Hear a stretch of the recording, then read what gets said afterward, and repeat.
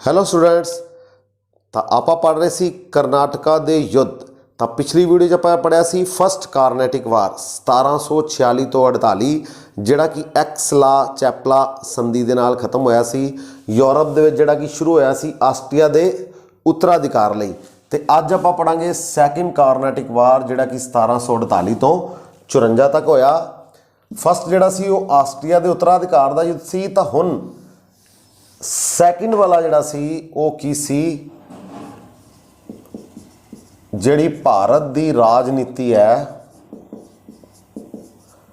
ਤਾਂ ਉਸ ਦੇ ਵਿੱਚ ਜਿਹੜਾ ਉਹ ਉੱਤਰਾਧਿਕਾਰ ਦੀ ਲੜਾਈ ਹੋਈ, ਜਿਹੜੇ ਦੋ ਰਾਜਾਂ ਦੇ ਵਿੱਚ, ਹੈਦਰਾਬਾਦ ਔਰ ਦੂਸਰੇ ਪਾਸੇ ਸੀ ਕਰਨਾਟਿਕ।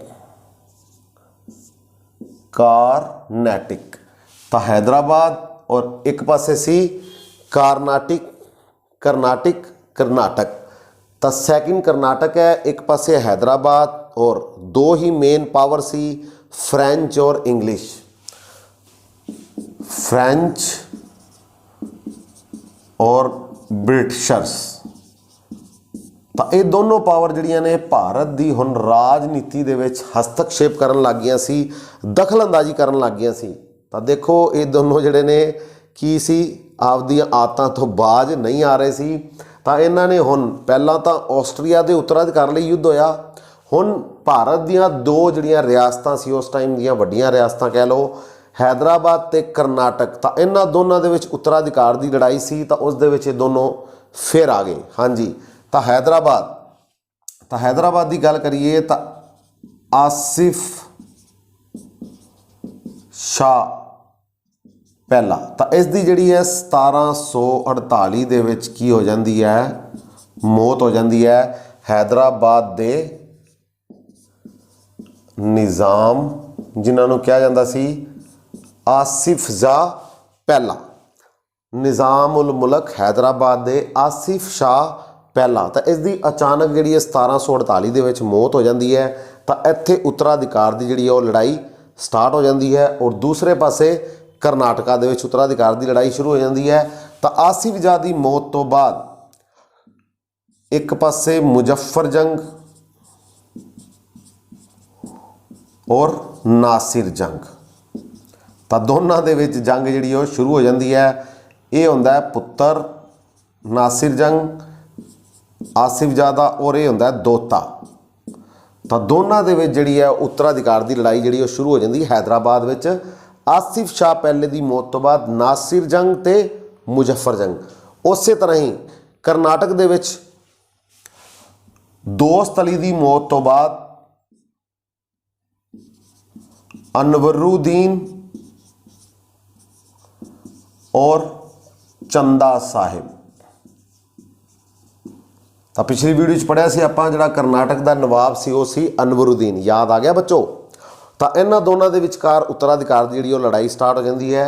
मुजफ्फर जंग नासिर जंग हैदराबाद विच, और अनवरुद्दीन ते चंदा साहिब करनाटक दे विच। ठीक है। तो एक पासे होंदे ने फ्रेंच सपोर्ट करने वाले, और दूसरे पासे होंदे ने ब्रिटिशर। तो हुण ये मौके की तलाश विच होंदे ने। तो इधर की है DMC, इस तरीके नाल याद रखना है बच्चों। डुप्ले जिहड़ा कि फ्रेंच गवर्नर सी, फ्रेंच गवर्नर, मुजफ्फर जंग और चंदा साहिब। ये हैदराबाद का निज़ाम बनना चाहता सी, और एक कर्नाटक का। और इधर हो गए CNA क्लाइव, जिहड़ा कि ब्रिटिश गवर्नर सी, नासिर जंग हैदराबाद विच, और अनवरुद्दीन। ठीक है बच्चों। तो इस तरीके नाल आपां याद रखना है DMC। हाँ जी, DMC डुप्ले, मुजफ्फर जंग और चंदा साहिब। ये हैदराबाद का निज़ाम बनना चाहता है, ये करनाटका का नवाब बनना चाहता है। इधर CNA, सी मतलब क्लाइव, यानी कि एक पासे ब्रिटिश किनू सपोर्ट कर रहे होंगे ने, नासिर जंग नू और अनवरुद्दीन नू, जिहड़ा कि करनाटक का नवाब सी। और नासिर जंग बनना चाहता सी हैदराबाद का नवाब। ठीक है बच्चों, क्लीयर। और इधर तो यानी कि फ्रेंच किनू सपोर्ट कर रहे होंगे ने, ये हो गया फ्रेंच सपोर्ट कर रहे ने, आ ग्रुप हो गया, और इन्हों सपोर्ट कर रहा है ब्रिटिश ग्रुप, क्योंकि क्लाइव किहड़ा अंग्रेज है और नासिर जंग हैदराबाद के लिए और अनवरुद्दीन। हुण स्टार्ट कित्थों होंदा है बच्चों? सब तो पहला 1749 दे विच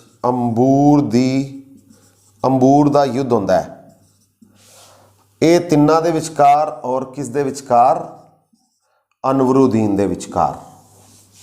डुपले, मुजाफर जंग और चंदा साहिब, ये तिन्ना, और एक पासे होंदा है अनवरुद्दीन करनाटक का नवाब। तो इस अंबूर के युद्ध में जोड़ा वो ये जोड़ा मारिया जाता है।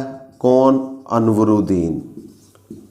1749 याद रखना है बच्चों, 1749 अंबूर की जी लड़ाई होंगी है, DMC वर्सिस अनवरुद्दीन। ठीक है, DMC वर्सिस अनवरुद्दीन, यानी कि फ्रेंच और उधर ब्रिटिशर्स का जोड़ा सपोर्ट सी अनवरुद्दीन। तो इस लड़ाई के अनवरुद्दीन जोड़ा वो मारिया जाता है, यानी कि फ्रेंच गवर्नमेंट के कोल एक पॉइंट जोड़ा वो प्लस हो जाता है, यानी कि ये प्लस हो गए, इन्होंने ब्रिटिश का एक बंदा मार दिता। हाँ जी, हुण इनू मारन तो बाद जोड़ा नवाब बना देंगे वो किनू बना देंगे? करनाटक का फ्रेंच चंदा साहिब। तो चंदा साहिब जोड़ा वो करनाटक का नवाब बन जाता है अनवरुद्दीन की मौत तो बाद, यानी कि एक प्लस हो गए कौन? DMC यानी कि फ्रेंच ग्रुप, यानी कि फ्रेंच जोड़े ने वो ब्रिटिश अंग्रेज़ों के उपर भारी पै गए हन। हाँ जी, तो अगली लड़ाई हुण होंदी है इन्हां दी। हुण इन्हां दा टारगेट होंदा भी हैदराबाद नूं सैट करिए, करनाटका दे विच तां असीं अपना बंदा सैट करता चंदा साहिब। तो हुण अगली लड़ाई होंदी है इन्हां दी इस ग्रुप की किस दे नाल? नासिर जंग दे नाल। तो ये नासिर जंग नूं भी जिहड़ा वो लड़ाई दे विच मार दिंदे ने। हाँ जी, तो नासिर जंग भी युद्ध विच मारिया जाता है, और किन्ने प्लस हो गए हन? 2 प्लस हो गए।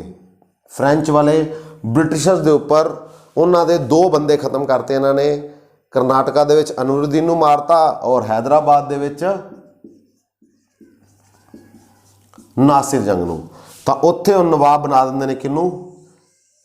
मुजफ्फर जंग नूं। हाँ जी, तो 2 पॉइंट प्लस हो गए। फ्रेंच डुपले यानी कि 2 पॉइंट प्लस हो गया। चंदा साहिब नूं करनाटक में सैट करता और मुजफ्फर जंग नूं नासिर जंग की जगह पर सैट करता, दोनों नूं मारता और इत्थे रह गए ब्रिटिशर्स कल्ले। तो हुण अगला पॉइंट की हुंदा है? इस तो बाद 2 पॉइंट प्लस होने तो बाद ब्रिटिश जिहड़े ने वो घबरा जाते हैं। तो वह हुण किस नूं बुलाते हैं? Clive. C for clever, Clive. हाँ जी, तो क्लाइव हुण जदों क्लाइव की एंट्री होंदी है तो क्लाइव जिहड़ा वो सारी ही गेम नूं जिहड़ा वो चेंज कर दिंदा है। जिस गेम दे विच फ्रेंच जिहड़े ने वो 2 प्लस हुंदे ने, तो हुण उस गेम नूं चेंज कोने करेगा आके क्लाइव।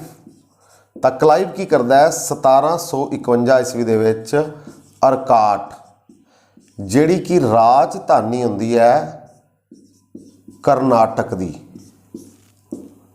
हाँ जी, तो करनाटक की जिहड़ी राजधानी हुंदी है उस दे उपर अटैक करता है 1751 दे विच। और अनवरुद्दीन का जिहड़ा पुत्र हुंदा है,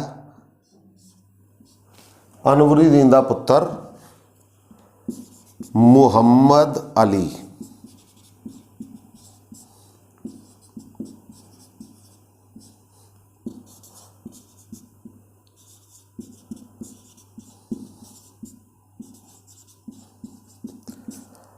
जिहड़ा कि त्रिचनापल्ली के किले दे विच किन्ना दे संरक्षक विच रह रहा हुंदा है? इंग्लैंड के ब्रिटिशर्स दे।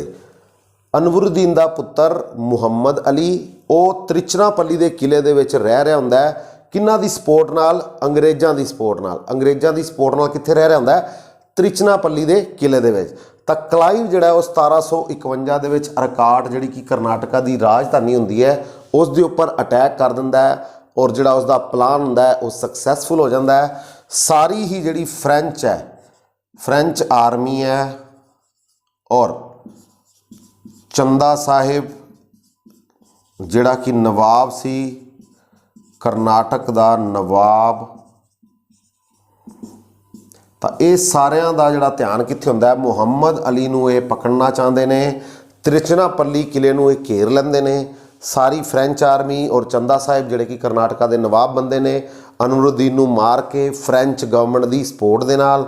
ਤਾਂ ਹੁਣ ਜਦੋਂ ਕਲਾਈਵ ਕਰਨਾਟਕਾ ਦੀ ਰਾਜਧਾਨੀ ਤੇ ਅਟੈਕ ਕਰਦਾ ਹੈ, ਕਰਨਾਟਕਾ ਦੀ ਰਾਜਧਾਨੀ ਤੇ, ਤਾਂ ਫਿਰ ਸਾਰੀ ਹੀ ਆਰਮੀ ਜਿਹੜੀ ਹੈ ਫ੍ਰੈਂਚ ਗਵਰਨਮੈਂਟ ਦੀ ਆਰਮੀ ਔਰ ਚੰਦਾ ਸਾਹਿਬ, ਤਾਂ ਕਲਾਈਵ ਦਾ ਮੇਨ ਮਕਸਦ ਹੁੰਦਾ ਹੈ ਹੁਣ ਇੱਥੇ ਚੰਦਾ ਸਾਹਿਬ ਨੂੰ ਪਕੜ ਕੇ ਚੰਦਾ ਸਾਹਿਬ ਨੂੰ ਮਾਰਨ ਦਾ, ਔਰ ਉਹ ਇਸ ਪਲਾਨ ਦੇ ਵਿੱਚ ਸਕਸੈਸਫੁਲ ਹੋ ਜਾਂਦਾ ਹੈ। 1751 ਅਰਕਾਟ ਨੂੰ ਜਦੋਂ ਕੈਪਚਰ ਕਰ ਲੈਂਦਾ ਹੈ, ਤਾਂ ਫਿਰ ਕਰਨਾਟਕ ਦਾ ਨਵਾਬ ਵੀ ਇੱਧਰ ਭੇਜਦਾ ਹੈ ਅਰਕਾਟ ਵਾਲੇ ਪਾਸੇ, ਔਰ ਫ੍ਰੈਂਚ ਆਰਮੀ ਵੀ ਇੱਧਰ ਜਾਂਦੀ ਹੈ। ਤਾਂ ਫਿਰ ਕਲਾਈਵ ਜਿਹੜਾ ਉਹ ਚੰਦਾ ਸਾਹਿਬ ਨੂੰ ਇੱਥੇ ਪਕੜ ਲੈਂਦਾ ਹੈ ਔਰ ਇਹਨਾਂ ਨੂੰ ਇਸ ਨੂੰ ਮਾਰ ਦਿੱਤਾ ਜਾਂਦਾ ਹੈ।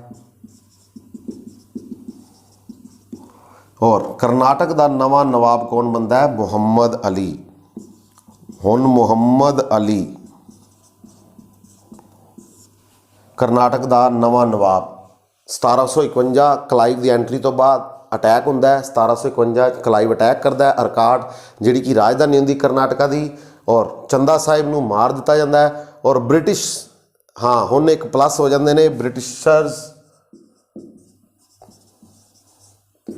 1+ ਹੋ ਗਏ, ਕਿਉਂਕਿ ਉਹਨਾਂ ਨੇ ਮੁਹੰਮਦ ਅਲੀ ਜਿਹੜਾ ਕਿ ਅਨਵਰੁਦੀਨ ਦਾ ਪੁੱਤਰ ਸੀ ਉਹਨੂੰ ਕਰਨਾਟਕਾ ਦਾ ਨਵਾਂ ਨਵਾਬ ਬਣਾ ਦਿੱਤਾ ਜਾਂਦਾ। ਪਰ ਹਾਲੇ ਵੀ ਫ੍ਰੈਂਚ ਜਿਹੜੇ ਨੇ 2+ ਹੁੰਦੇ ਨੇ, ਇੱਧਰ 1+ ਹੋ ਗਿਆ, ਤਾਂ ਯਾਨੀ ਕਿ ਇਹ ਇੱਕ ਮਾਈਨਸ ਹੋ ਗਏ, ਤਾਂ ਇਹ ਵੀ 1+ ਰਹਿ ਗਏ। ਤਾਂ ਹੁਣ ਕੀ ਹੁੰਦਾ ਇੱਧਰ,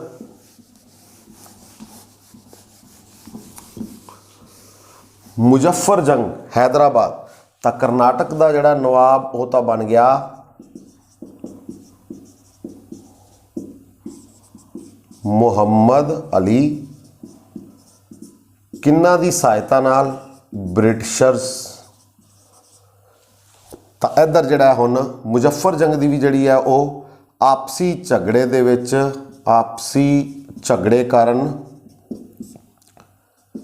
ਜਿਹੜੀ ਉਹ ਮੌਤ ਹੋ ਜਾਂਦੀ ਹੈ ਜਿਹੜਾ ਕਿ ਹੈਦਰਾਬਾਦ ਦਾ ਨਵਾਬ ਹੁੰਦਾ ਹੈ। ਤਾਂ ਇਸ ਤੋਂ ਬਾਅਦ ਨਵਾਬ ਬਣਦਾ ਹੈ ਸਲਾਬਤ ਜੰਗ। हैदराबाद ਦਾ ਨਵਾਬ। ਤਾਂ ਇਹ ਕਿਸ ਦੀ ਸਹਾਇਤਾ ਨਾਲ ਬਣਦਾ ਹੈ, ਫ੍ਰੈਂਚ। ਹਾਂਜੀ, ਤਾਂ ਮੁਜ਼ੱਫਰ ਜੰਗ ਜਿਸ ਨੂੰ ਕਿ ਉਹ ਨਾਸਿਰ ਜੰਗ ਨੂੰ ਮਾਰ ਕੇ ਫ੍ਰੈਂਚ ਆਪਾਂ ਪੜ੍ਹਿਆ ਸੀ ਉਹਨੇ, ਤਾਂ ਮੁਜ਼ੱਫਰ ਜੰਗ ਨੂੰ ਨਵਾਬ ਬਣਾਉਂਦੇ ਨੇ ਹੈਦਰਾਬਾਦ ਦਾ। ਤਾਂ ਹੈਦਰਾਬਾਦ ਦਾ ਨਵਾਬ ਬਣਨ ਤੋਂ ਬਾਅਦ ਆਪਸੀ ਝਗੜੇ ਦੇ ਵਿੱਚ, ਸਕ੍ਰਿਮਿਸ਼ ਦੇ ਵਿੱਚ, ਆਪਸੀ ਝਗੜਾ ਸਕ੍ਰਿਮਿਸ਼, ਮੁਜ਼ੱਫਰ ਜੰਗ ਦੀ ਜਿਹੜੀ ਉਹ ਮੌਤ ਹੋ ਜਾਂਦੀ ਹੈ। ਤਾਂ ਉਸ ਤੋਂ ਬਾਅਦ ਨਵਾਂ ਨਵਾਬ ਬਣਦਾ ਹੈ ਸਲਾਬਤ ਜੰਗ ਹੈਦਰਾਬਾਦ ਦਾ, ਔਰ ਇਹ ਕਿਹਨਾਂ ਦੀ ਸਹਾਇਤਾ ਨਾਲ ਬਣਦਾ ਹੈ, ਫ੍ਰੈਂਚ ਗਵਰਨਮੈਂਟ ਦੀ ਸਹਾਇਤਾ ਨਾਲ। ਹਾਂਜੀ, ਤਾਂ ਹੁਣ ਦੋਨੋਂ ਜਿਹੜੇ ਨੇ ਉਹ ਬਰਾਬਰ ਹੋ ਗਏ, ਜਿਹੜੇ ਕਿ ਫ੍ਰੈਂਚ 1+ ਸੀ, ਹੁਣ 1+ ਇਹ ਨੇ, ਤੇ ਬ੍ਰਿਟਿਸ਼ਰਸ ਵੀ 1+ ਨੇ, ਕਿਉਂਕਿ ਮੁਹੰਮਦ ਅਲੀ ਨੂੰ ਉਹਨਾਂ ਨੇ ਆਪਣੀ ਸਹਾਇਤਾ ਨਾਲ ਜਿਹੜਾ ਉਹ ਕਰਨਾਟਕਾ ਦਾ ਨਵਾਬ ਬਣਾਤਾ, ਔਰ ਹੈਦਰਾਬਾਦ ਦਾ ਨਵਾਬ ਬਣ ਗਿਆ ਸਲਾਬਤ ਜੰਗ। ਕਿਹਨਾਂ ਦੀ ਸਹਾਇਤਾ ਨਾਲ, ਫ੍ਰੈਂਚ, ਯਾਨੀ ਕਿ ਹੈਦਰਾਬਾਦ ਵਿੱਚ ਫ੍ਰੈਂਚ ਸਪੋਰਟ ਨਾਲ ਔਰ ਕਰਨਾਟਕਾ ਵਿੱਚ ਬ੍ਰਿਟਿਸ਼ ਦੀ ਸਪੋਰਟ ਨਾਲ। ਠੀਕ ਹੈ ਬੱਚੋ। ਤਾਂ ਔਰ ਇਸ ਤੋਂ ਬਾਅਦ ਕਿਸ ਨੂੰ ਵਾਪਸ ਬੁਲਾ ਲਿਆ ਜਾਂਦਾ ਹੈ, ਡੁਪਲੇ ਨੂੰ। ਡੁਪਲੇ ਨੂੰ ਜਿਹੜਾ ਵਾਪਸ ਬੁਲਾ ਲਿਆ ਜਾਂਦਾ ਹੈ ਫਰਾਂਸ, ਔਰ ਹੁਣ ਭੇਜਿਆ ਜਾਂਦਾ ਹੈ ਗੋਂਡੇਹੂ। ਗੋਂਡੇਹੂ ਜਿਹੜਾ ਉਹ ਨਵਾਂ ਕੀ ਬਣ ਕੇ ਆਉਂਦਾ ਹੈ, ਗਵਰਨਰ। ਔਰ ਇਹ ਆਉਂਦਿਆਂ ਹੀ ਜਿਹੜਾ ਪਾਂਡੇਚੇਰੀ ਦੀ ਜਿਹੜੀ ਉਹ ਸੰਧੀ ਕਰਦਾ ਹੈ 1754 ਦੇ ਵਿੱਚ।